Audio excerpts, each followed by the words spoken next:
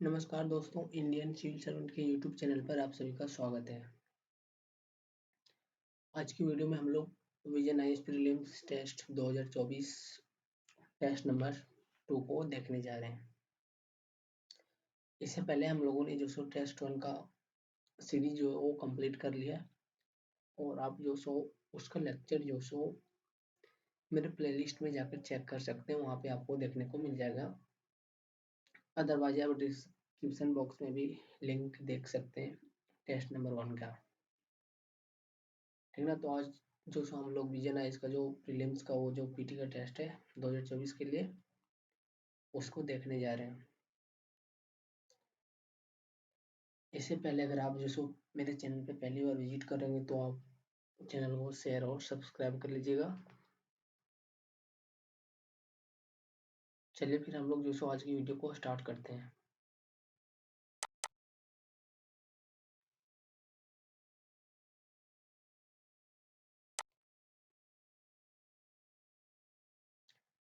तो जैसा कि हम लोगों ने पहले टेस्ट नंबर 1 में देखा था कि हम लोग जो सो इंस्ट्रक्शन को फॉलो नहीं करते, मतलब फॉलो नहीं करने का मतलब नहीं पढ़ते हैं। ठीक ना। तो अगर आपको पढ़ना है तो आप ये सो इंस्ट्रक्शन को पढ़ सकते हैं, क्या क्या लिखा गया है। सो अब चलिए ये सो हम लोग डायरेक्ट क्वेश्चंस पर आते हैं कि क्वेश्चंस क्या दिया गया है। ठीक है ना। चलिए फिर स्टार्ट करते हैं हमारा पहला क्वेश्चन से ही। तो ये रहा हमारा पहला क्वेश्चन। तो देखिए इसमें बोला जा रहा है कि भारत के उच्चतम न्यायालय के संदर्भ में निम्नलिखित कथनों पर विचार कीजिए। ठीक है ना। मतलब यहाँ पे आपको जैसे सुप्रीम कोर्ट के संदर्भ में दो कथन दिए गए हैं और उससे रिलेटेड जो सो आपको कुछ सवाल किए गए हैं। तो देखते हैं कि क्या सवाल किया जा रहा है हम लोगों से। सो तो देखिए कथन 1 में दिया गया है कि भारत के उच्चतम न्यायालय का उद्घाटन उद्घाटन संविधान के लागू होने के साथ ही हुआ था। ठीक ना। संविधान के लागू होने के साथ मतलब 26 जनवरी 1950 के साथ ही लागू हुआ था उच्चतम न्यायालय का उद्घाटन। ये बोल रहा है इस कथन 1 में। फिर कथन 2 में बोल रहा है कि स्वतंत्रता के बाद जो सो उच्चतम न्यायालय ने अपील के सर्वोच्च न्यायालय के रूप में ब्रिटिश प्रिवी काउंसिल का स्थान लिया। है ना। स्वतंत्रता के बाद मतलब भारत की स्वतंत्रता के बाद। ठीक ना। 15 अगस्त 1947 के बाद जो सो भारत की उच्चतम न्यायालय ने अपील के सर्वोच्च न्यायालय के रूप में। ठीक है ना। अपील के सर्वोच्च न्यायालय के रूप में ब्रिटिश प्रिवी काउंसिल का स्थान लिया। ठीक है ना। जो ब्रिटिश न्यायालय में जो प्रिवी काउंसिल का स्वरूप दिया गया है वो जो सो भारत की सर्वोच्च न्यायालय ने ले लिया, भारत की सुप्रीम कोर्ट ने ले लिया है। तो इनमें से आपको यहाँ पे पूछा जा रहा है कि कौन से कथन जो सो सही है। ठीक है ना। जो देखिए जो भारत का उच्चतम न्यायालय का उद्घाटन संविधान के लागू होने के साथ ही होते ही बात करते हैं। ठीक है ना। तो इसलिए यहाँ पे पहला कथन हमारा तो टर्मिनेट हो जाता है। ठीक है ना। क्योंकि यहाँ पे जो हमारी भारत की न्यायालय है। ठीक है ना। इसका उद्घाटन जो सो 26 जनवरी 1950 को किया गया था और न्यायाधीश और जो भारत का संविधान है उनके लागू होने की तिथि 26 जनवरी 1950 है।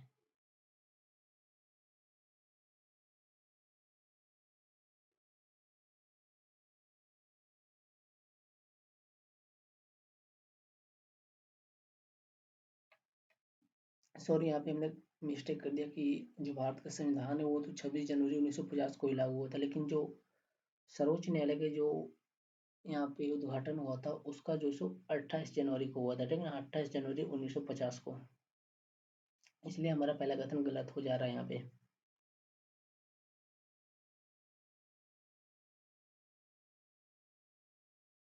और ये जो इसका उद्घाटन हुआ था, इसका जो उद्घाटन है यह भारत सरकार का जो अधिनियम है 1935 के तहत, इसके तहत जो सो भारत का सुप्रीम कोर्ट का स्थापना किया गया था। ठीक है ना। तो इसलिए यहाँ पे पहला कथन गलत हो जा रहा है और दूसरा कथन हमारा सही है कि न्यायालय की यह एकमात्र व्यवस्था है जो भारत सरकार की अधिनियम 1935 से ग्रहण की गई थी और यह केंद्रीय और राज्य का जो विधायी है उनको लागू करती है। ठीक है ना। इसलिए हमारा दूसरा कथन जो सो सही हो रहा है। तो यहाँ पे पूछना कौन सा सही है, तो देखिए सिर्फ बी केवल टू, कथन बी सही है। फिर सेकंड नंबर क्वेश्चन देखिए बोल रहे हैं कि भारत के राष्ट्रपति द्वारा संसद में निभाई जाने वाली भूमिका के संदर्भ में निम्नलिखित कथनों पर विचार कीजिए, ठीक है ना। भारत के राष्ट्रपति द्वारा संसद में निभाई जाने वाली भूमिका, निम्नलिखित कथनों पर विचार करना है। बोल रहा है कि वह साहित्य, विज्ञान, कला, समाज सेवा में विशेष ज्ञान रखने वाले दो व्यक्तियों को लोकसभा में नामित निर्देश कर सकता है, ठीक है ना। तो ये निर्देशित तो कर सकता था, लेकिन अब इसको जिसको हटा दिया गया 2019 में संशोधन करके, ठीक है ना। तो अगर बोल रहा है कि निर्देशित कर सकता है, मतलब अभी की बात कर रहा है प्रेजेंट की, तो प्रेजेंट में ये उदाहरण नहीं है, प्रेजेंट में इसको खत्म कर दिया गया। अगर बोलता यहाँ पे लिखा हुआ रहता है कि निर्देशित कर सकता था, तो ये कथन सही हो जाता, ठीक है ना। लेकिन यहाँ बोल रहा है कि कर सकता है, तो ये भी नहीं कर सकता है, ये पहले कर सकता था, अब इसको हटा दिया गया है। फिर बोल रहा है वह संसद के समक्ष नियंत्रक व महालेखा परीक्षक की रिपोर्ट रखता है। तो ये बात बिल्कुल सही है कि वह संसद के समक्ष जो है वो नियंत्रक और महालेखा परीक्षक का जो रिपोर्ट है उसको रखता है, राष्ट्रपति ही रखता है। तो इसीलिए यहाँ भी सिर्फ जो सो केवल दूसरा कथन हमारा सही है, कोट भी सही हो जा रहा है। थर्ड नंबर में देखिए क्या बोल रहा है। सो बोल रहा है कि अंतरराष्ट्रीय स्वास्थ्य विनिमय, ठीक है ना, IHR 2005 के संदर्भ में निम्नलिखित कथनों पर विचार करना है, ठीक है ना। बोल रहा है दुनिया भर में संभावित सार्वजनिक स्वास्थ्य आपात स्थिति को पता लगाने और उन्हें रिपोर्ट करने की क्षमता निर्मित करने हेतु एक समझौता है, ठीक है ना। क्या बोल रहा है, यह दुनिया भर में संभावित सार्वजनिक स्वास्थ्य आपात स्थिति का पता लगाने और उन्हें जो सो रिपोर्ट करने की क्षमता निर्मित करने हेतु एक समझौता है। तो ये बात बिल्कुल सही है, ठीक है ना। फिर दूसरा बोल रहा है यह WHO के सभी सदस्य देशों पर कानूनी रूप से बाध्यकारी, ये भी सही है। तो यहाँ पे बोल रहा है कौन सा सही है, तो एक और दो दोनों कुछ ही सही हो जा रहा है हमारा। फिर फोन नंबर देखिए। बोल रहा है राज्य की मंत्री परिषद के संदर्भ में निम्नलिखित कथनों पर विचार करना है, ठीक है ना। यहाँ पे संघ नहीं लिखा है, राज्य की मंत्री परिषद है, ध्यान दीजिएगा।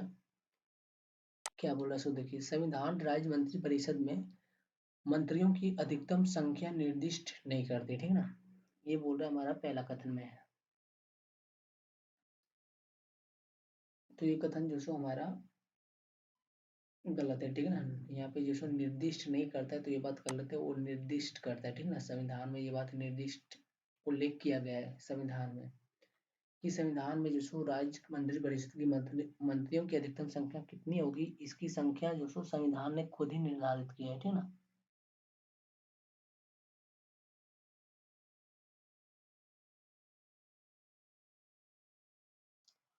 और यहाँ पे जो मंत्रिपरिषद की संख्या है, उसकी संख्या जो सो राज्य में मंत्री सहित मंत्रियों की संख्या 12 से कम कभी भी नहीं होगी, ठीक है ना। इसीलिए कथन एक सही ही नहीं है।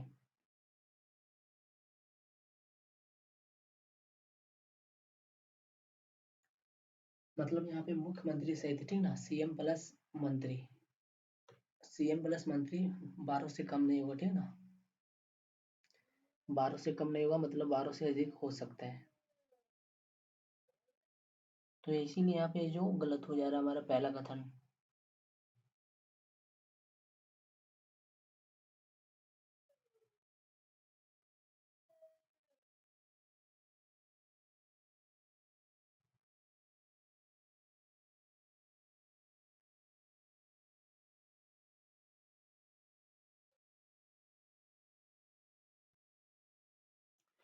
मतलब अगर सीधा सीधे देखे तो 15% से कम नहीं होना चाहिए, ठीक है ना। 15% से, सॉरी, 15% से अधिक नहीं होना चाहिए।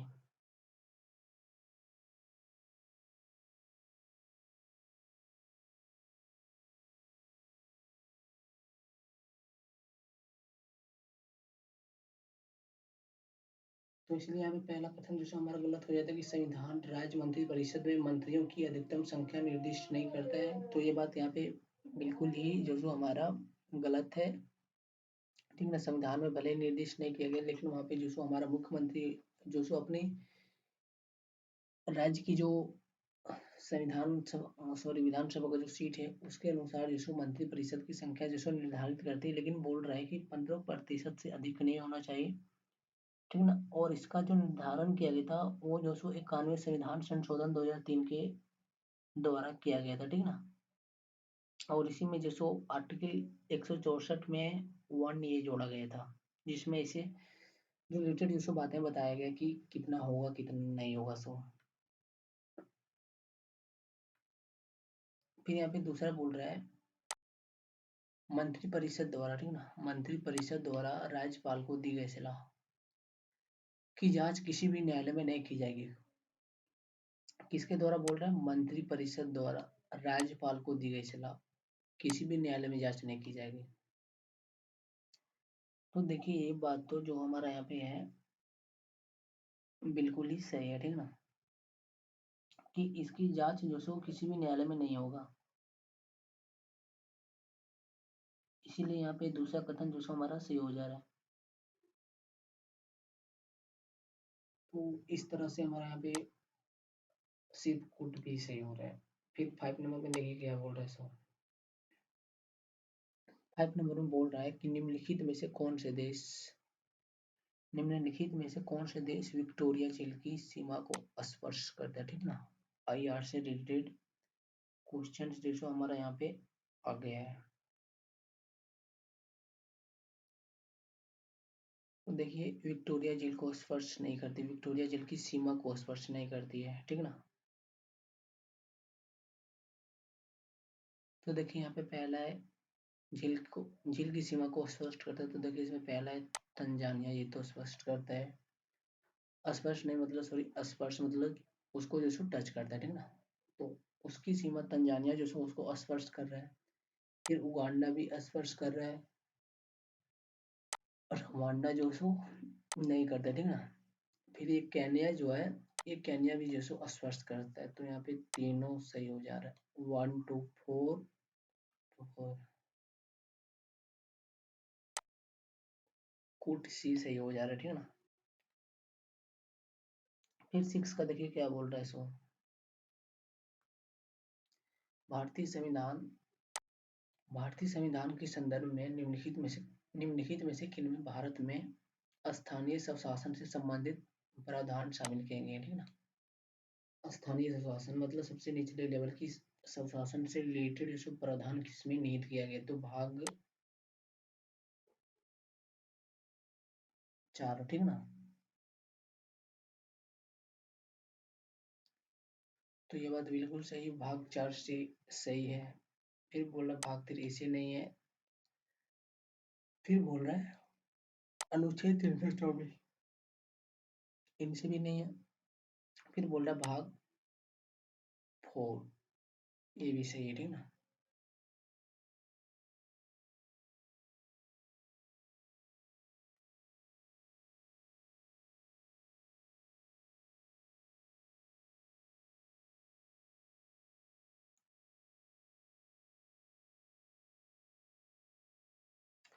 फिर बोल रहा है अनुच्छेद 280, ठीक है ना। तो अनुच्छेद 280 में जो सो किया गया रिलेटेड, ठीक है ना।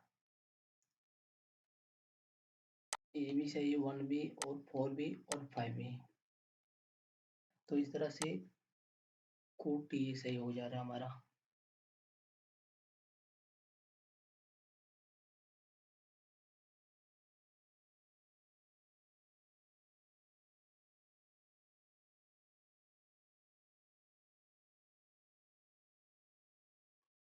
सॉरी हमने ये यहाँ पे जो शायद भाग 4 इसको पढ़ लिया था, ये भाग 9 यहाँ पे लिखा, ठीक है ना, और रोमन संख्या में इसको लिखा गया है, इसीलिए कंफ्यूजन हो जाता है। तो ये भाग 9 लिखा है यहाँ पे और ये भाग 4 है हमारा। और प्लस में ये 280 आर्टिकल। फिर 7 नंबर देखिए बोल रहा है उपयुक्त में से कोई नहीं किस संदर्भ में निम्नलिखित कथनों पर विचार कीजिए। कोई नहीं का मतलब नोटा, ठीक ना। ये राजनीति के तहत जो सो बात किया जा रहा है। देखिए इसमें क्या बोला जा रहा है, जो पहला कथन बोला जा रहा है कि नोटा विकल्प के तहत डाले गए मतों की गणना चुनाव लड़ने वाले उम्मीदवारों हेतु डाले गए कुल वैध मतों में की जाती है ताकि उम्मीदवारों को जनमत राशि वापस की जा सके। गलत है, ठीक है ना। फिर दूसरा बोल रहे हैं, भले ही नोटा विकल्प के तहत डाले गए मत किसी भी उम्मीदवार के लिए डाले गए मतों की संख्या से अधिक हो, तब भी सबसे अधिक मत प्राप्त करने वाले उम्मीदवारों को ही निर्वाचित घोषित किया जाता है। ये सही है, ठीक है ना। तो यहाँ पे ट्रू। क्या बोल रहा है कि भले ही नोटा विकल्प के तहत डाले गए मत किसी भी उम्मीदवार के लिए डाले गए मतों की संख्या से अधिक हो, ठीक है ना, तभी भी सबसे अधिक मत प्राप्त करने वाले उम्मीदवार को ही निर्वाचित घोषित किया जाएगा, ठीक है ना। जैसे मान लेते हैं कि बहुमत चाहिए 50 में, ठीक है ना, बहुमत चाहिए 50 सीट में, लेकिन किसी को जो सो मान लेते हैं मान लेते हैं चार उम्मीदवार था, ठीक है ना, और चार में से सबसे अधिक एक को मिला और वो था 35%, या तो 35 सीट मिला, ठीक है ना, और किसी को जो सो 50 नहीं मिला, तो यहाँ पे अब फिर से चुनाव नहीं होगा, जिसको सबसे अधिक मिला है उसको जो सो निर्वाचित घोषित कर दिया जाएगा। मतलब जिसको 35 मिला, अब ये 35 वाला जो सो निर्वाचित घोषित हो जाएगा उस क्षेत्र से। क्यों? क्योंकि यहाँ पे इसको जो सो सबसे ज्यादा वोट मिला, ठीक है ना, इसीलिए। फिर 8 नंबर देखिए, बोल रहा है कि संविधान में निम्नलिखित में से किन्हें संसद के सदस्य के रूप में निर्वाचित होने के लिए स्पष्ट रूप से अयोग्यता के आधार के रूप में वर्णित किया गया है। तो देखिए किसको जो सो किया गया, सो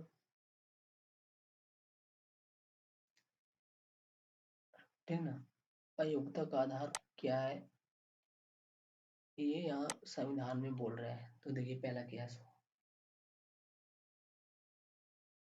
बोला बस संघ या राज्य सरकार के अधीन कोई लाभ का पद धारण करता हो, तो ये भी एक अयोग्यता है, ठीक है ना। फिर बोल रहा है वह अनुमोचित दिवालिया, मतलब कि वो दिवालिया की बात कर रहा, तो जो सो ये भी सही है। फिर थर्ड में बोल रहा है उसे अस्पृश्यता, दहेज, औषधि प्रथा जैसे सामाजिक अपराधों का प्रचार करने और इनमें संलिप्त के लिए दंडित किया गया, तो ये गलत है। तो 1 2 सही है हमारा, ऑप्शन बी। फिर देखिए हमारा 9 नंबर बोल रहा है राज्य विधानसभा के अध्यक्ष के संदर्भ में निम्नलिखित कथनों पर विचार कीजिए, ठीक है ना। राज्य का जो विधानसभा है उसमें अध्यक्ष के संदर्भ में जो सो निम्नलिखित कथनों पर विचार करना है।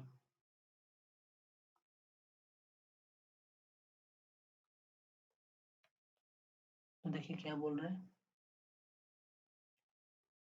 पहला कथन दिया गया है, निर्वाचित होने के बाद वह अध्यक्ष अपनी पार्टी की सदस्यता से त्याग पत्र दे देता है।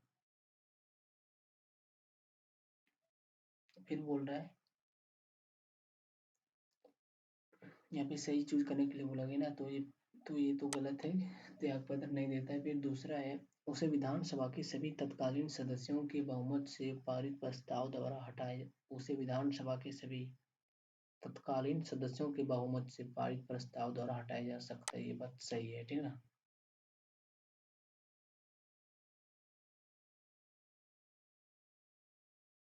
तो ये बात यहाँ पे सही हो जा रहा है। फिर तीसरे नंबर में बोल रहा है वह उपाध्यक्ष को लिखित त्याग पत्र सौंप कर अपना त्याग दे सकता है, ठीक है ना, अपना पद त्याग कर सकता है, तो ये भी सही है।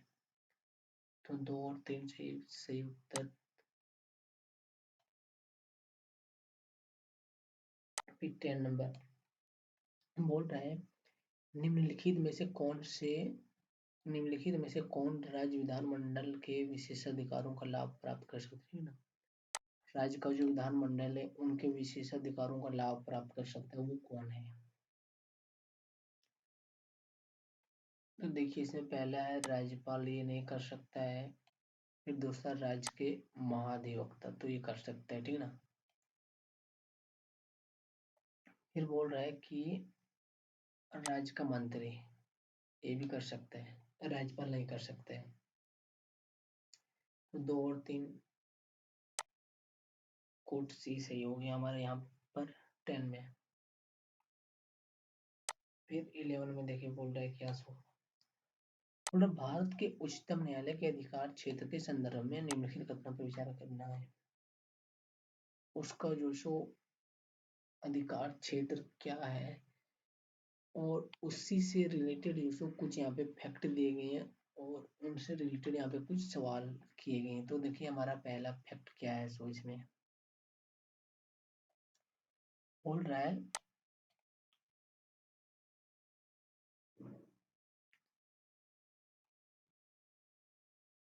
पहला बोल रहा है उच्चतम न्यायालय के पास किसी भी गैर सैन्य भारतीय न्यायालय या न्यायाधिकरण के फैसले या आदेश के विरुद्ध अपील करने के लिए विशेष अनुमति देने का विवेकाधिकार है, ठीक है ना।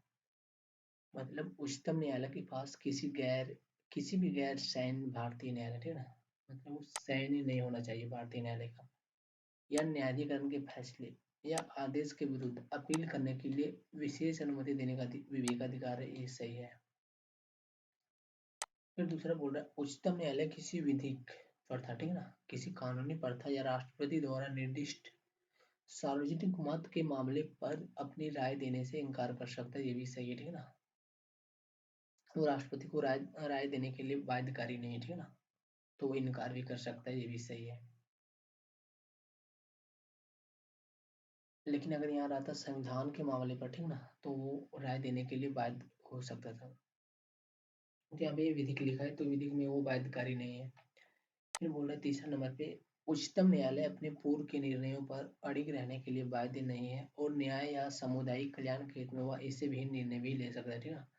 मतलब बोल रहा है कि वो अपने निर्णय का जो सो फिर से उसको बोल रहा है कि उच्चतम न्यायालय जैसे अपने निर्णयों को पुनः बदल सकता है, तो ये बात सही है कि वो अपने निर्णय को जो हर फैसले में बदल लेता है, कभी कुछ फैसला देता है, कभी कुछ फैसला देता है, ठीक है ना। तो ये बात बिल्कुल सही है, तो 1 2 3 सही है, उठ डी सही हो जा रहा है। फिर 12 नंबर देखिए बोल रहा है फर्स्ट मूवर्स कोएल्सिन, ठीक है ना, एफएमसी के संदर्भ में निम्नलिखित कथनों पर विचार कीजिए। फर्स्ट मूवर्स कोएल्सिन बोल रहा है कि यह 7 औद्योगिक क्षेत्रों को डिकार्बोनाइज करने की एक वैश्विक पहल है। फिर दूसरा बोल रहा है हाल ही में भारत ने वर्ल्ड इकोनॉमिक फोरम की First Movers Coalition FMC leadership meeting में भाग लिया है। फिर बोल रहा है इनमें से कितने कथन सॉरी कौन सा कथन सही है, ये यहाँ पे बोल रहा है ये। तो देखिए यहाँ पे हाल ही में भारत ने वर्ल्ड इकोनॉमिक फोरम की फर्स्ट मूवर्स लीडर्स में मीटिंग में भाग लिया, तो ये तो सही था। यह 7 औद्योगिक क्षेत्र को डिकार्बोनाइज करने की एक वैश्विक पहल है, सही है, ठीक है ना। तो कुछ सी सही हो जा रहा है यहाँ पे हमारा।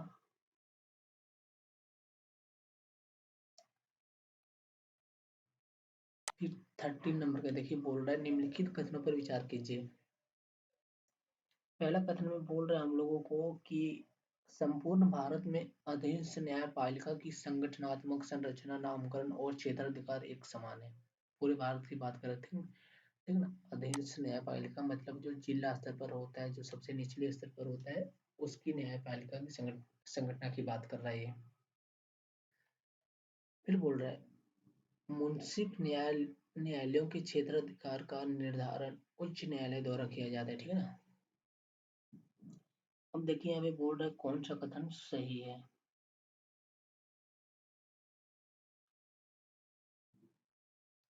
तो यहाँ पे देखिए संपूर्ण भारत में अधीनस्थ न्यायपालिका की संगठनात्मक संरचना, ठीक है, संगठनात्मक संरचना, नामकरण और क्षेत्राधिकार में थोड़ा बहुत अंतर होता है, ठीक है ना। लेकिन ये बोल रहा है एक समान है, तो ऐसा नहीं है, ठीक है ना। तो इसलिए पहला कथन गलत हो जा रहा है हमारा। फिर दूसरा बोल रहा है मुंसिफ न्यायालयों के क्षेत्राधिकार का निर्धारण करने में उच्च न्यायालय द्वारा किया जाता है, तो ये बात बिल्कुल सही कि उसका निर्धारण जैसे उच्च न्यायालय द्वारा किया जाता है।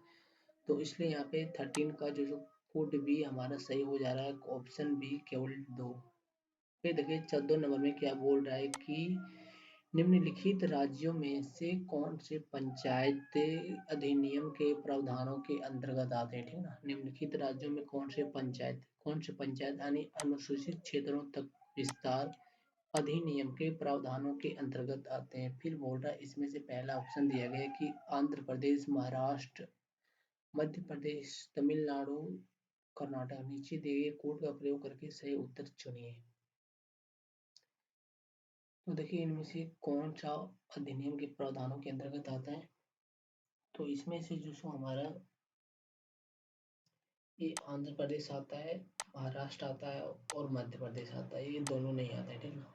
तो 1, 2 और 3 आता है, तो कुट सी सही होगा।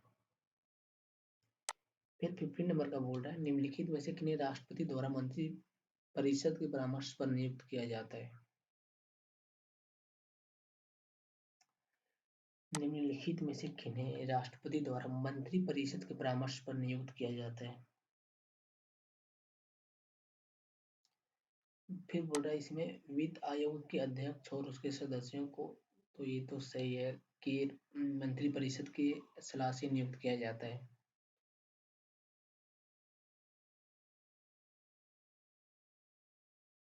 फिर बोल रहा है कि निर्वाचन आयोग के अध्यक्ष और उसके सदस्यों, ये भी सही है, भारत के महान्यायवादी, अटॉर्नी जनरल और महाधिवक्ता, तो ये गलत है।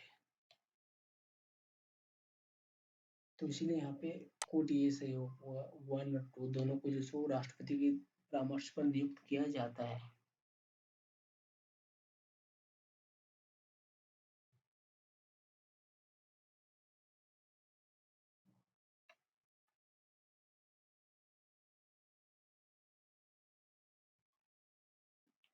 फिर 16 नंबर देखिए बोल रहा है,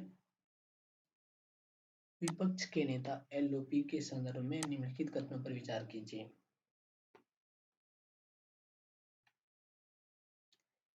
बोल रहा है कि विपक्ष विपक्ष के नेता का पद एक संवैधानिक पद है, गलत है, ठीक ना, ये गलत है।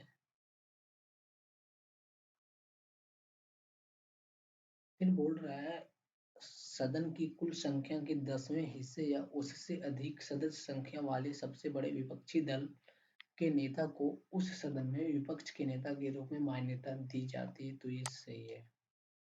फिर तीसरा में बोल रहा है, एलओपी के वेतन भत्ते और अन्य सुविधाएं कैबिनेट मंत्री के बराबर होती है, ये बात बिल्कुल सही है। तो यहाँ पे 2 और 3 सही हो जा रहा है, कूटिए। फिर 17 नंबर में देखिए बोल रहा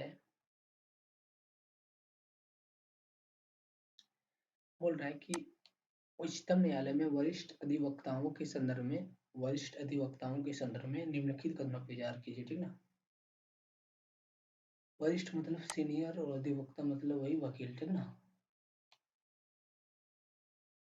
पहला कथन है, इन्हें भारत के उच्चतम न्यायालय या किसी उच्च न्यायालय द्वारा वरिष्ठ अधिवक्ता के रूप में मान्यता दी जाती है।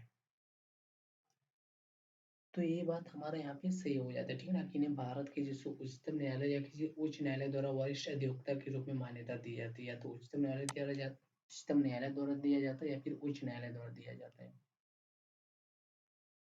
फिर दूसरा कथन है, ये एडवोकेट ऑन रिकॉर्ड के बिना उच्चतम न्यायालय में प्रस्तुत नहीं हो सकते, ठीक है। तो ये भी बात बिल्कुल सही है कि जब भी ये प्रस्तुत होगा तो एडवोकेट ऑन रिकॉर्ड के तहत ही प्रस्तुत होगा कोई भी कार्य के लिए। फिर तीसरा बोल रहा है, केवल वरिष्ठ अधिवक्ता ही उच्चतम न्यायालय के समक्ष कोई मामला या दस्तावेज दायर करने के हकदार है, ठीक ना। तो ये बात यहाँ पे गलत हो जाती है।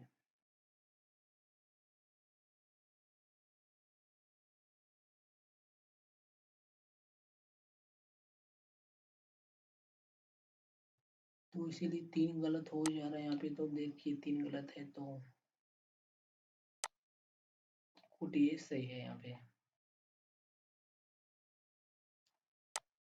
फिर 18 नंबर में क्या बोल रहा है कि राज्यसभा की संरचना के संदर्भ में निम्नलिखित कथनों पर विचार कीजिए, ठीक ना। और राज्यसभा की संरचना, उसका बनावट कैसे होता है, उस पर विचार करना है।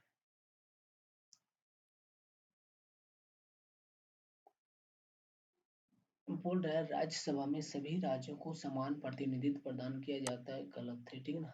सभी राज्यों को समान प्रतिनिधित्व प्रदान जो सो नहीं किया जाता है। फिर दूसरा बोल रहा है, संविधान की चौथी अनुसूची,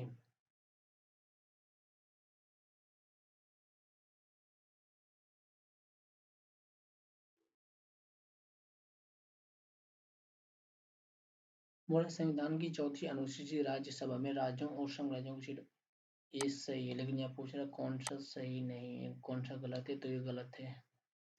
ठीक है, इसीलिए हमारा यहाँ पे पहला कथन जो सो गलत हो जा रहा है।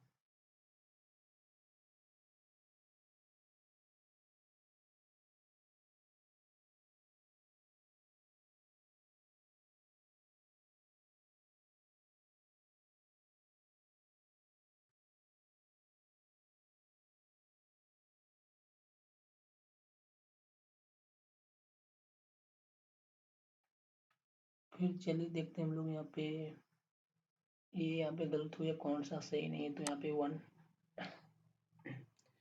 फिर 19 नंबर में बोल रहा है, निम्नलिखित में से कौन से व्यक्ति किसी राज्य की विधान परिषद, ठीक है ना, निम्नलिखित में से कौन से व्यक्ति किसी राज्य की विधान परिषद के सदस्यों के निर्वाचन में भाग लेते हैं, ना उसके निर्वाचन में भाग ले सकते हैं, ये पूछ रहा है। तो देखिए इसमें क्या क्या विकल्प दिया गया है। सो राज्य की नगर पालिकाओं के सदस्य तो ये भाग लेते हैं। फिर यहाँ पे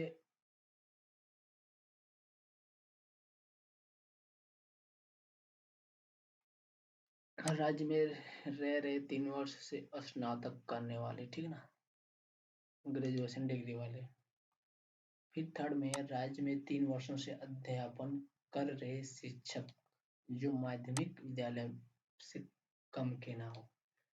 मतलब यहाँ पे माध्यमिक स्कूल के जो शिक्षक है वो भाग नहीं ले सकते, जो माध्यमिक से कम के ना हो, मतलब माध्यमिक से ज्यादा होना चाहिए, तो ये सही है। फिर बोल रहे राज्य विधानसभा के सदस्य ये भी भाग लेते हैं। तो देखिए यहाँ पे चारों ही कथन सही है, तो सी सही हो जाएगा।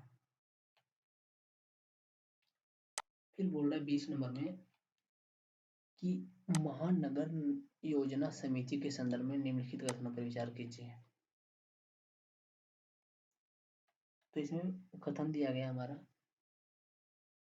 कि राज्य विधायिका, ठीक है ना, राज्य की जो विधायिका है महानगर योजना समितियों की संरचना के लिए प्रावधान कर सकती है, तो ये सही है।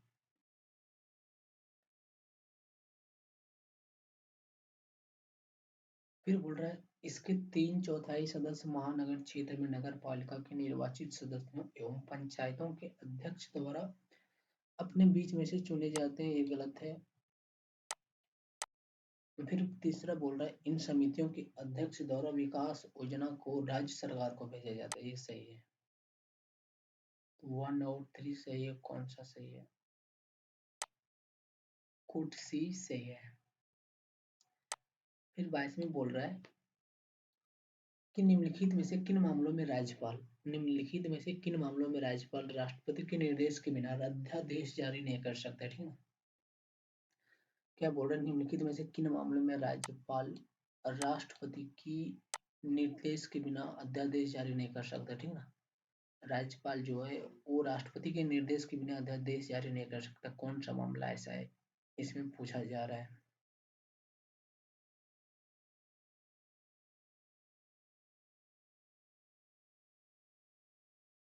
तो देखिए पहला कथन क्या दिया गया है, बोल रहा है यदि समान प्रावधानों वाले किसी विधेयक को राज्य विधानमंडल में इसकी प्रस्तुति के लिए राष्ट्रपति की पूर्ण स्वीकृति आवश्यक हो तो वो अध्यादेश जारी नहीं कर सकता है राज्यपाल,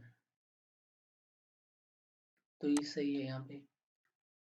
फिर फिर बोल रहा है यदि वह समान उपबंधों वाले विधेयक विधेयक को राष्ट्रपति के विचारक यानी विचाराधीन रखना आवश्यक समझता हो तो भी अध्यादेश जारी नहीं करेगा, सही है।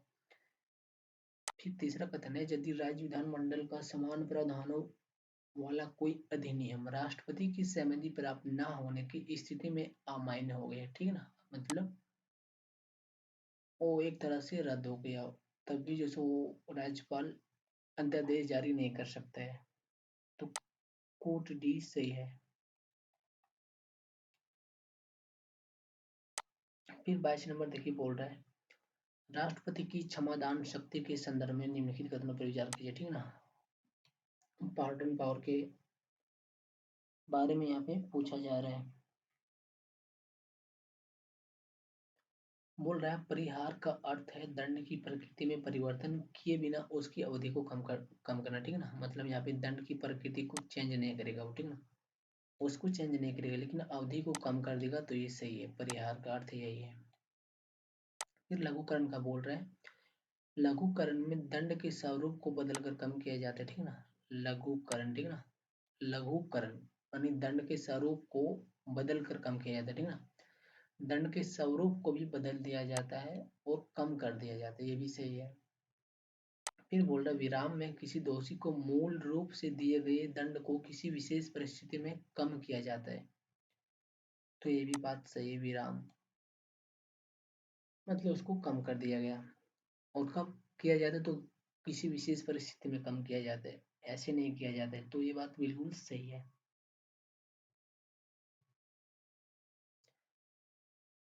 तो कोट डी यहाँ पे सही हो जा रहा है हमारा।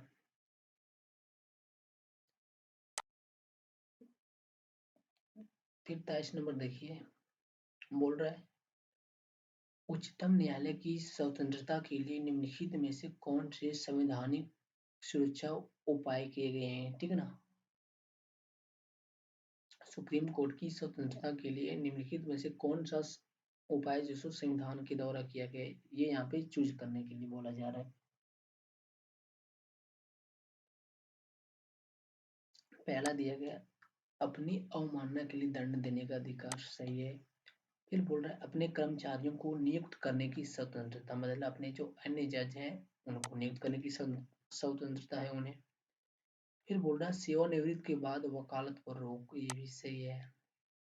फिर बोल रहा है संसद द्वारा इसके क्षेत्राधिकार को कम नहीं किया जा सकता, ये भी सही है।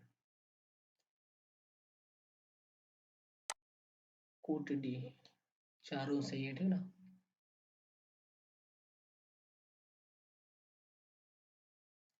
फिर 24 नंबर में है कि निम्नलिखित कथनों पर विचार कीजिए। पहला बोल रहा है राज्यपाल संबंधित राज्य उच्च न्यायालय के न्यायाधीश की नियुक्ति राष्ट्रपति के परामर्श के बाद करता है, ठीक ना। राज्यपाल जो सो संबंधित राज्य उच्च न्यायालय के न्यायाधीश की नियुक्ति, न्यायाधीशों की नियुक्ति राष्ट्रपति के परामर्श के बाद करता, गलत है। फिर दूसरा बोल रहा है किसी राज्य में जिला न्यायाधीशों की नियुक्ति, पदस्थापना और पदोन्नति राज्य के राज्यपाल द्वारा उच्च न्यायालय के परामर्श से की जाती, तो ये सही है। कौन सा सही है, केवल तो, इसीलिए यहाँ पे पहला गलत हो जा रहा है।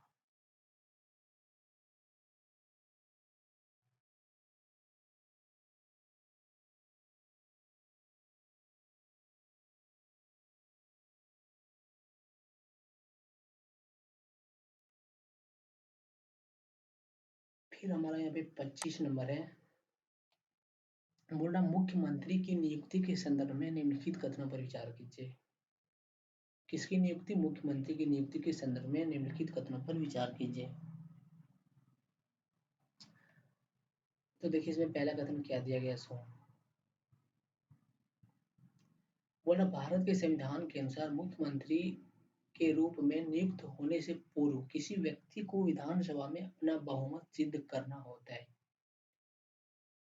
क्या बोल रहा है भारत के संविधान के अनुसार मुख्यमंत्री के रूप में नियुक्त होने से पूर्व किसी व्यक्ति को विधानसभा में अपना बहुमत सिद्ध करना होता है, ये बात गलत है, ठीक ना।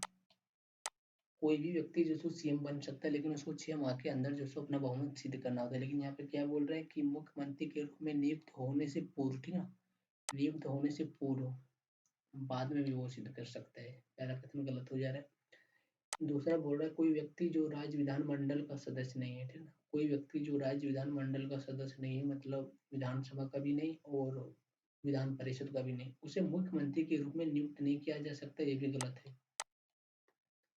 उसको भी नियुक्त किया जा सकता है, बशर्ते बात ये कि उसको 6 माह के अंदर जो सो सदस्यता ग्रहण करनी होती है, तो ये उल्टी डी सही है। फिर 26 में क्या बोल रहा है, 26 में बोल रहा है कि परामर्शदात्री समिति के संदर्भ में निम्नलिखित कथनों पर विचार करना है, ठीक है ना। जो परामर्श देती है उन समिति के बारे में जो सो यहाँ पे विचार करने के लिए बोल रहा है।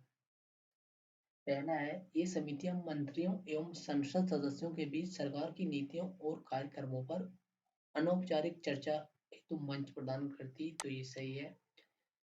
ये मंच ही प्रदान करती चर्चा के लिए, ठीक है ना, अनौपचारिक चर्चा हेतु।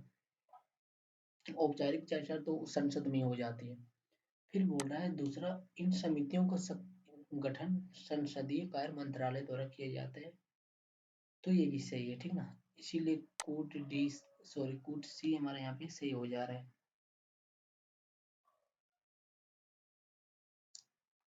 फिर 27 नंबर में क्या बोल रहा है, सो देखिए, बोल रहा है 73वें संविधान संशोधन के तहत निम्नलिखित में से कौन से अनिवार्य उपबंध है, ठीक है। अनिवार्य मतलब जो वहां पे जो 73वें संविधान संशोधन में दिया गया था वो कौन सा है यहाँ पे, तो इसको यहाँ पे चूज करने के लिए बोला जा रहा है।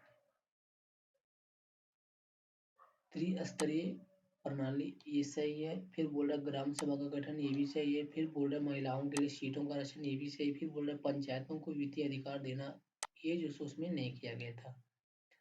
फिर बोला स्थानीय निकाय में सांसदों का, ये भी नहीं किया गया था, तो ये दोनों गलत हो जा रहा है हमारे यहाँ पे। तो 1 2 3 कोट ये सही है। फिर 28 नंबर में देखिए क्या बोल रहे हैं, बोल रहा है कि नगर निगमों के संदर्भ में निम्नलिखित कथनों पर विचार कीजिए। पहला कथन है कि परिषद जो सो नगर निगम की एक विधायी शाखा है, ठीक ना। जो परिषद है वो नगर निगम की एक विधायी शाखा है जिसमें जो सो निर्वाचित और नाम निर्दिष्ट दोनों सदस्य शामिल होते हैं, ठीक ना। निर्वाचित भी होता है और जो मनोनीत होता है उसको, दोनों सदस्य यहाँ पे शामिल होता है नगर निगम में। ये यहाँ पे पहला कथन ये बोल रहा है।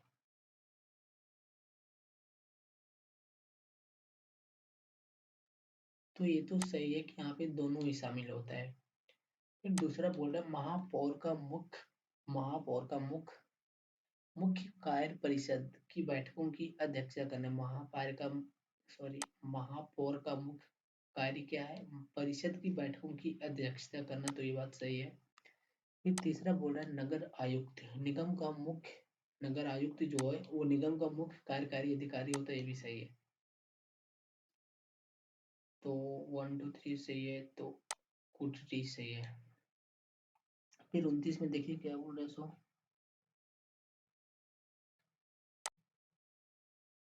बोल रहे राज्यों में फास्ट ट्रैक कोई के संदर्भ में, ठीक ना, फास्ट ट्रैक कोर्ट यानी एफटीसीएस के संदर्भ में निम्नलिखित कथनों पर विचार करना है। किसमें करना है, राज्यों के संदर्भ में।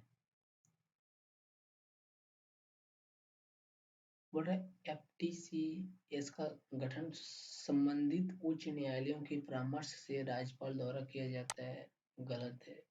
फिर दूसरा बोल रहा है एफटीसीएस के न्यायाधीश तदर्थ आधार पर नियुक्त किए जाते हैं, तो ये सही है। फिर बोल रहा कौन सा सही है, तो केवल यहाँ पे 2 सही है, ठीक ना। तो इसलिए यहाँ पे सिर्फ 2 सही है। फास्ट ट्रैक जो कोर्ट होता है वो अतिरिक्त उच्च न्यायालय है, ठीक ना। और वो जो सो बहुत अधिक समय से संबंधित मामलों की सुनवाई में तेजी लाने के लिए गठित किया जाता है, ठीक ना। जो बहुत लंबे समय से लंबित पड़ी उसमें तेजी लाने के लिए उसका गठन किया जाता है, और विशेष रूप से उन मामलों में सुनवाई के लिए वो अधीन होता है। शुरुआत में जो फास्ट ट्रैक कोर्ट है उनकी शुरुआत जो सो 2000 से 2005 की अवधि के लिए गठित की गई थी, ठीक है ना। तो इसीलिए यहाँ पे पहला कथन गलत हो जा रहा है, दूसरा सही है। फिर 30 नंबर देखिए, बोल रहा है कि सदन की अनुमति के बिना राज्य विधानमंडल का एक सदस्य अधिकतम कितने समय के लिए सदन की सभी बैठकों से अनुपस्थित रह सकता है, ठीक है ना। तो वो है 60 दिन तक। किसकी अनुमति के बिना, सदन की अनुमति के बिना, ठीक है, यानी उसकी अध्यक्ष के बिना, सदन का जो अध्यक्ष है उसके बिना। राज्य विधानमंडल का एक सदस्य अधिकतम कितने समय के लिए सदन की बैठक से अनुपस्थित रह सकता है, 60 दिनों तक। इसके बाद वो अगर अनुपस्थित रहता है तो अध्यक्ष जो है सो उसकी सदस्यता रद्द कर देता है या फिर रद्द करने की शक्ति रखता है। फिर 31 नंबर देखिए बोल रहा है क्या, बोल रहा है निम्नलिखित में से कौन से व्यक्ति भारत के राष्ट्रपति के निर्वाचन के लिए निर्वाचक मंडल में शामिल होते हैं, ठीक है ना। मतलब राष्ट्रपति के निर्वाचक मंडल में कौन व्यक्ति शामिल होते हैं, ये यहाँ पे बोल रहे हैं।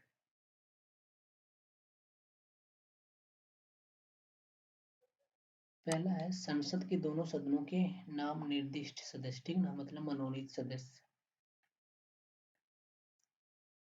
तो ये गलत है, ये शामिल नहीं होता है। फिर दूसरा है राज्य की विधानसभाओं के निर्वाचित सदस्य, तो ये बात सही है, विधानसभा के निर्वाचित सदस्य शामिल होते हैं। फिर तीसरा बोल रहा है संघ राज्य क्षेत्रों की, ठीक ना, संघ राज्य क्षेत्रों की विधानसभा के निर्वाचित सदस्य, मतलब जहाँ पे जो संघ शासित क्षेत्र है और जहाँ पे विधानसभा है उसका जो निर्वाचन सदस्य है वो शामिल होता है, ठीक ना।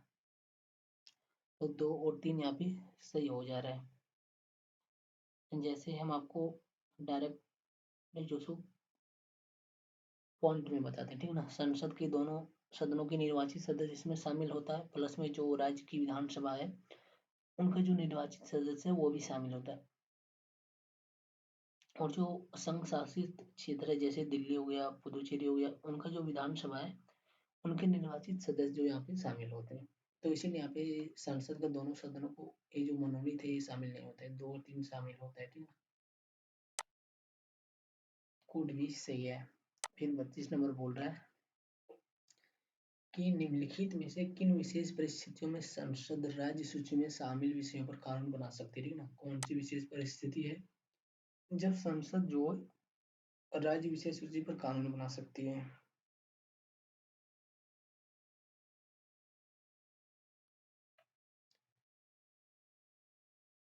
देखिए पहला कथन क्या दिया है,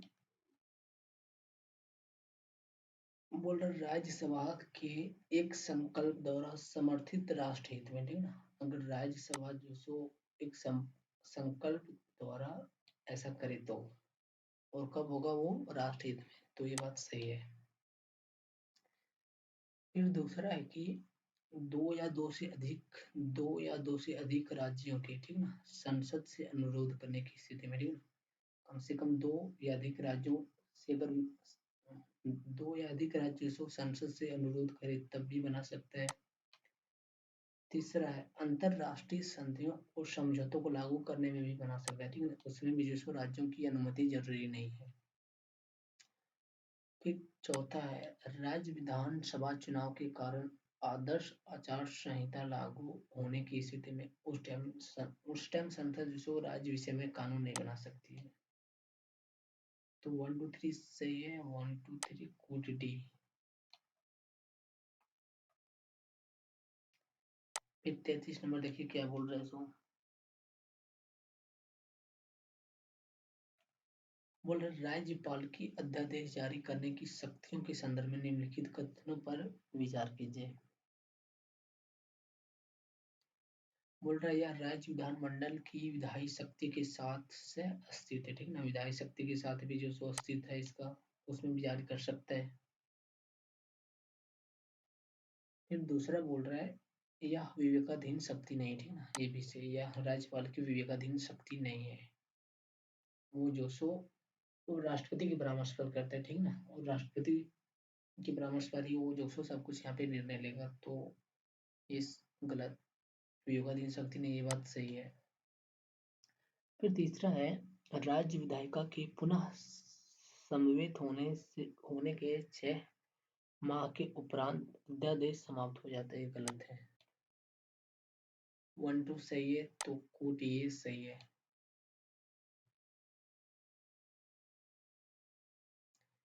फिर 34 का देखिए, निम्नलिखित में से किस समिति की सिफारिश पर अनुच्छेद 263 के तहत एक अस्थायी अंतरराज्यीय परिषद की स्थापना जो सो यहाँ पे की गई थी, ठीक ना। तो वो जो सो सरकारी आयोग थे, सरकारी आयोग 1983, इसी के आधार पर जो सो यहाँ पे अंतरराज्यीय परिषद की स्थापना की गई थी।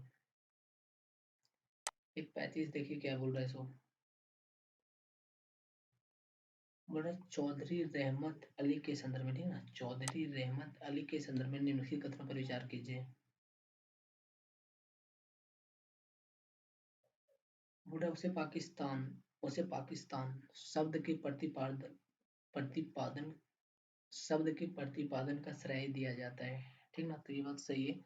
पाकिस्तान शब्द का जो प्रतिपादन किया था वो इसी ने किया था, चौधरी रहमत अली। ठीक ना, चौधरी रहमत अली ने ही जो सो पाकिस्तान शब्द का प्रतिपादन किया था और इसी को या जो सो श्रेय दिया जाता है। फिर दूसरे कथन में बोल रहा है 1940 के मुस्लिम लीग के लाहौर अधिवेशन में इनके पाकिस्तान के निर्माण के विचार का समर्थन किया गया था। ठीक ना, तो ये बात गलत है, यहाँ पे इनका समर्थन नहीं किया गया था ऐसा कुछ, तो इसीलिए सिर्फ वन सही है, कोटी है। फिर बोल रहा है 36 नंबर में क्या बोल रहा है सो देखिए। बोल रहा है कि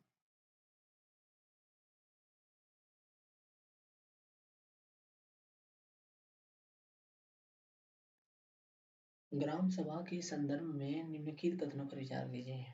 ठीक ना, ग्राम सभा के संदर्भ में निम्नलिखित कथनों पर विचार कीजिए। पहला कथन दिया गया है, यह पंचायत क्षेत्र के सभी पात्र मतदाताओं से मिलकर बनी एक ग्राम स्तरीय सभा है। ठीक ना, किससे बनकर ये मिली है, तो ये बोल रहा है कि पंचायत के सभी पात्र मतदाताओं से, मतलब जो मतदाता के लायक है उनसे मिलकर एक बनी ग्राम स्तरीय सभा है। तो ये बात यहाँ पे जो सो हमारा गलत हो जाता है। ठीक है ना, फिर दूसरा बोल रहे हैं, यह ग्राम स्तर पर उन शक्तियों का प्रयोग कर ऐसे कार्य निष्पादित कर सकती है जो राज्य विधानमंडल द्वारा निर्धारित किए गए। ठीक ना, ये बात सही है। कौन से सही है, केवल दो। फिर 37 देखिए, बोल रहे निम्नलिखित कथनों पर विचार कीजिए।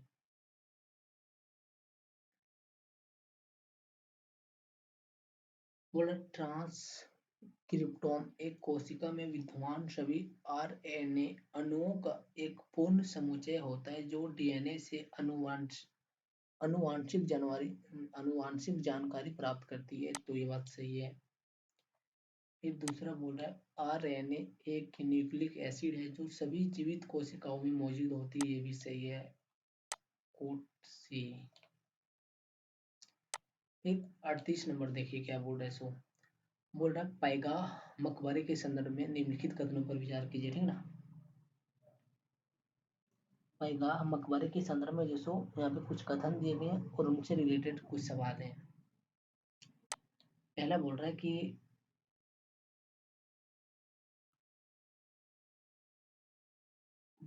पैगाह मकबरा आसफ जाह और राजपूतानी शैली की वास्तुकला का एक सुंदर मिश्रण प्रस्तुत करता है, तो ये सही है।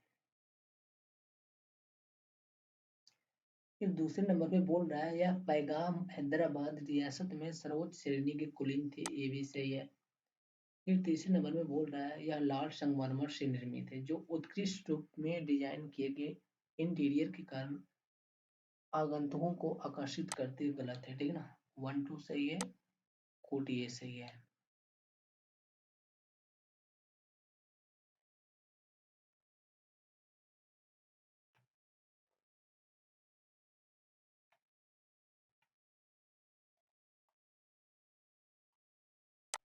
फिर 39 देखिए,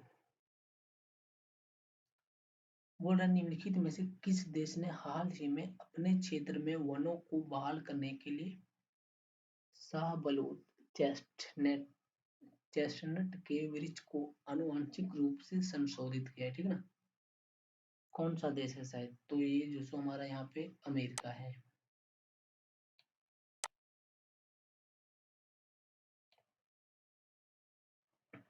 फिर 40 नंबर में देखिए क्या बोल रहे हैं सो, बोल रहे उच्च न्यायालयों के रीट क्षेत्राधिकार के संदर्भ में निम्नलिखित कथनों पर विचार करना है। ठीक ना, जो हाई कोर्ट है उसका जो उच्च न्यायालय सॉरी जो हाई कोर्ट है उसका जो रीट जारी करने का क्षेत्राधिकार है उनसे रिलेटेड यहाँ पे कुछ बातें बोली जा रही है।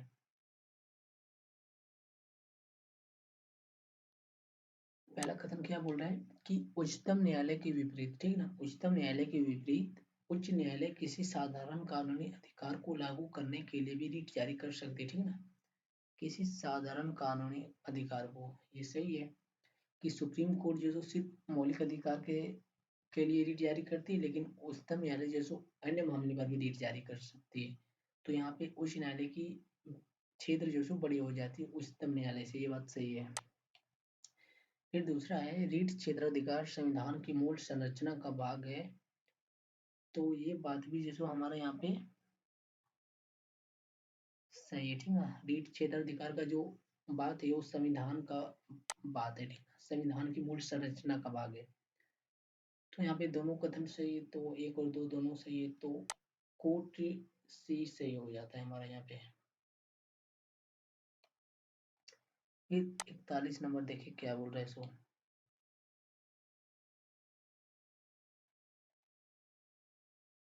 बोल रहा है कि अनुच्छेद 161 के तहत दी गई राज्यपाल की क्षमादान की शक्ति के संदर्भ में निम्नलिखित कथनों पर विचार करना है। क्षमादान की शक्ति किसमें दी गई है? राज्यपाल को 161 के तहत उससे संबंधित बात पर विचार करना है। बोल रहा है वो मृत्यु दंड को क्षमा कर सकते हैं, ये बात गलत है, वो मृत्यु दंड को क्षमा कभी नहीं कर सकते हैं। फिर दूसरा बोल रहा है वह उस विषय से संबंधित जिस पर संबंधित राज्य की कार्यपालिका शक्ति का विस्तार है, किसी विधि के विरुद्ध किए गए किसी अपराध के लिए सिद्ध दोष किसी व्यक्ति को क्षमा कर सकते हैं, ये बात सही है।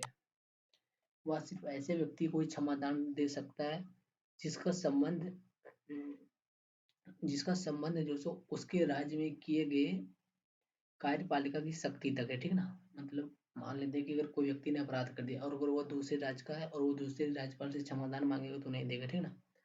वो अपने राज्यपाल के कार्यपालिका की शक्ति तक ही क्षमादान कर सकता है, ठीक ना, जितना उसको शक्ति दिया गया है।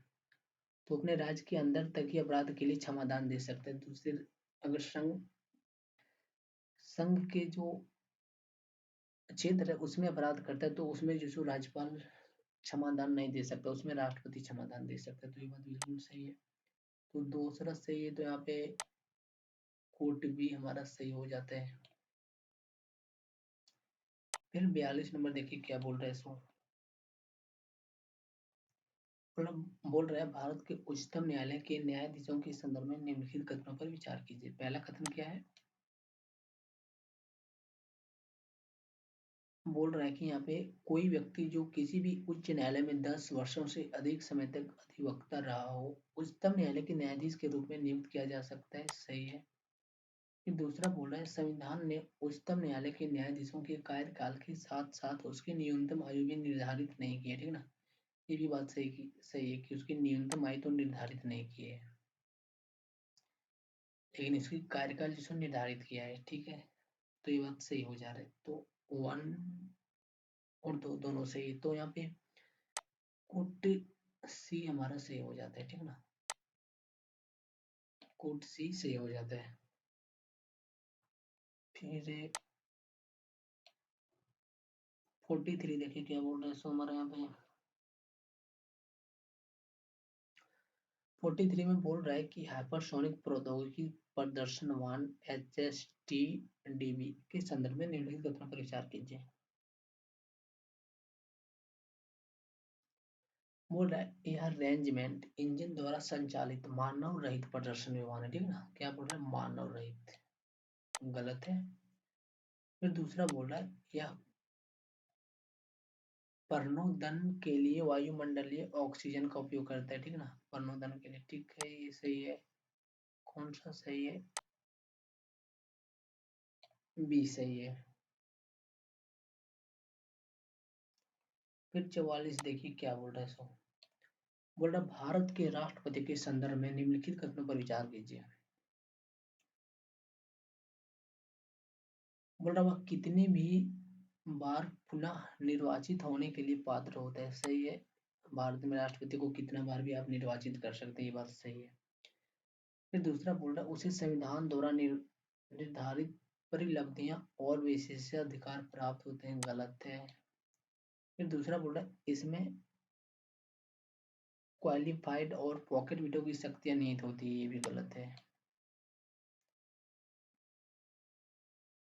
तो यहाँ पे 1 सही है, तो कोट ये सही होगा हमारा।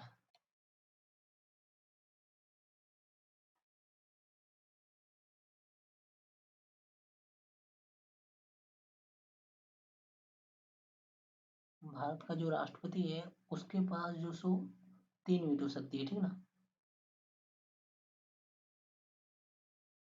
एक तो होता है कि आंतरिक शक्ति, और दूसरा है निलंबनकारी, और सॉरी, और तीसरा है पॉकेट पॉकेट वीटो। लेकिन भारत भारत का जो राष्ट्रपति है उसके पास जो सो एक ये वीटो नहीं, क्वालिफाइड वीटो नहीं है, ठीक ना। सिर्फ पॉकेट वीटो है। ये यहाँ पे क्वालिफाइड वीटो भारत के राष्ट्रपति के पास नहीं है, इसीलिए एक कथन के कारण ये कथन गलत हो जा रहा है। फिर 45 देखिए,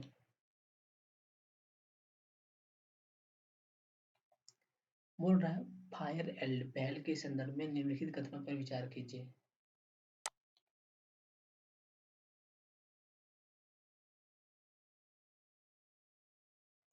इसका उद्देश्य वन नागरिक को प्रभावी ढंग से प्रबंधित करने के लिए कृत्रिम बुद्धिमत्ता एआई का उपयोग करना है, सही है।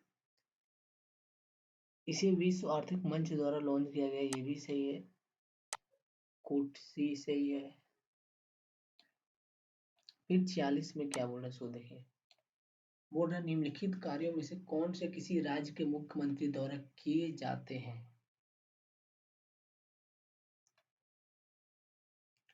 वह सॉलिसिटर जनरल की नियुक्ति के संबंध में राज्यपाल को सलाह देता है, गलत है।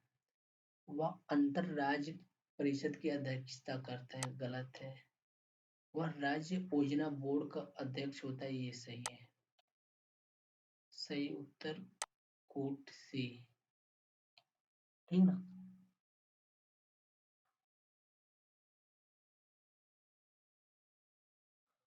वह अंतर राज्य परिषद और नीति आयोग की प्रशासनिक जो परिषद है उसका सदस्य होता है, ठीक ना।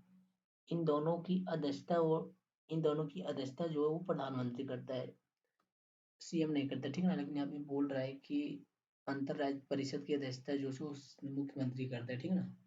तो ये गलत है, वहाँ पे जो सो पीएम करता है, इसकी अध्यक्षता प्रधानमंत्री करता है, देश की प्रधानमंत्री, ठीक ना। इसीलिए जो सो ये गलत हो जा रहा है। फिर 47 नंबर देखिए क्या बोल रहा है सो, बोला भारत में पंचायत राज के विकास के संदर्भ में निम्नलिखित समितियों को कालानुक्रमित क्रम में व्यवस्थित कीजिए, ठीक है ना। सही क्रम से व्यवस्थित कीजिए कि सबसे पहले कौन सा समिति आई था समिति के पंचायत राज के विकास के संदर्भ में।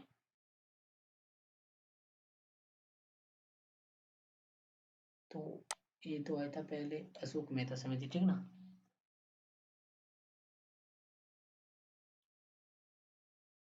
और ये जो सो अशोक मेहता समिति जो सो वो दिसंबर 1977 में आया था। फिर यहाँ पे जो ये जेवी के राव समिति, ठीक है ना, ये यहाँ पे आया था हमारा 1985 में। फिर राजीव गांधी सरकार ने एक एम सिंघवी, ठीक है ना, एम सिंघवी समिति नियुक्त किया था, और ये जो सो हमारा आया था 1986 में।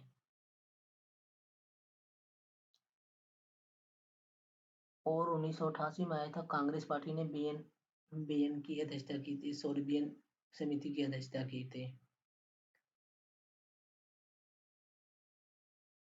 तो इसीलिए यहाँ पे हमारा जो सो कोट सी सही हो जा रहा है। पहले ये आया, फिर ये आया, फिर ये आया, फिर लास्ट में ये आया थुंगन समिति।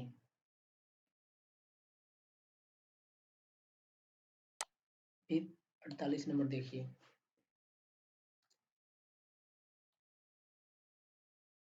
बोल रहा है कि राज्य निर्वाचन आयोग, ठीक ना, राज्य निर्वाचन आयोग के संदर्भ में दिए गए कथनों पर विचार करना है, और बोल रहा है कथनों में से कौन सा सही नहीं है, कौन सा गलत है, इनमें से आपको चूज करना है। किसके संदर्भ में, राज्य निर्वाचन आयोग के संदर्भ में।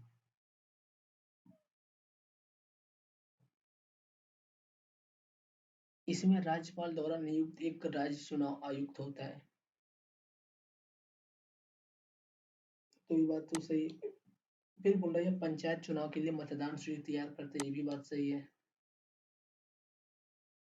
बोल रहे राज्य चुनाव आयुक्त की सेवा की शर्तों में उनकी नियुक्ति के बाद उनके लिए अलाभकारी परिवर्तन नहीं किया जाएगा, ये भी सही। फिर बोल रहा है वो भारत निर्वाचन आयोग की समग्र देख रेख में काम करता है, ये बात गलत है, यही सही नहीं है, ठीक है ना, ये गलत है। फिर बोल रहा है 49,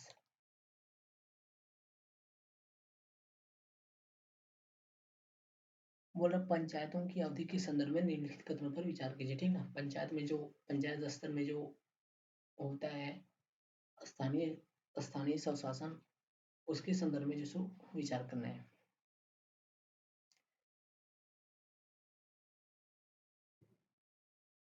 बोल रहा है हर स्तर पर पंचायत को ग्राम पंचायत हर स्तर पर पंचायत को 5 साल का कार्यकाल प्रदान किया जाता है, ये सही है।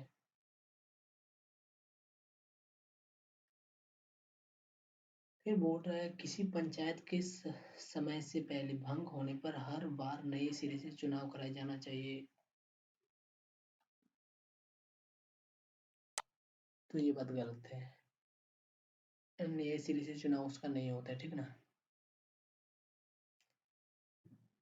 फिर तीसरा है समय से पूर्व विघटन के पश्चात पुनर्गठित एक पंचायत को 5 वर्ष की पूर्ण अवधि का लाभ नहीं मिलता है, ये भी बात सही है। अगर किसी पं, अगर किसी अगर कोई पंचायत जो पुनर्गठित हो जाता है, ठीक है ना, मतलब सॉरी पुनर्विघटन हो जाता है, उनका विघटन हो जाता है, उनको भंग कर दिया जाता है, तो उसका जो चुनाव होगा पुनर्गठित होगा, उसको 105 वर्ष की कार्यकाल नहीं मिलेगा, ठीक ना, जितना बचा होगा उतना मिलेगा, तो ये बात सही है। तो 1 3 सही है, तो सी सही है, कूटे।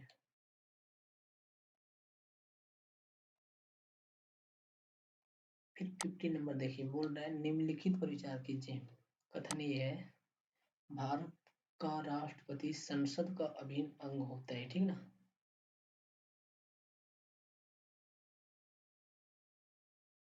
ठीक है, भारत का राष्ट्रपति संसद का अभिन्न अंग होता है, संसद का अंग होता है, ठीक ना, वो सदस्य नहीं बोल रहे, अंग होता है, सही बात है। कारण क्या बोल रहे हैं, संसद के दोनों सदनों द्वारा पारित विधेयक राष्ट्रपति की सहमति के बिना कानून नहीं बन सकते, ये भी सही है, तो दोनों ही सही है, कोट ये हमारा सही है। तो देखिए आज के लेक्चर में हम लोग जो सो यहीं तक करेंगे, बाकी 50 क्वेश्चन जो सो हम लोग नेक्स्ट पार्ट में करेंगे, क्योंकि यहाँ पे वीडियो जो सो बहुत ज़्यादा लॉन्ग हो जाएगा, तो इसीलिए जो सो हम लोग नेक्स्ट पार्ट को जो सो बचे हुए जो क्वेश्चन है उसको जो नेक्स्ट पार्ट में कवर कर लेंगे। आज की वीडियो में यहीं तक, ठीक है। चलिए फिर हम लोग मिलेंगे इसके नेक्स्ट पार्ट में, तब तक के लिए आप सभी को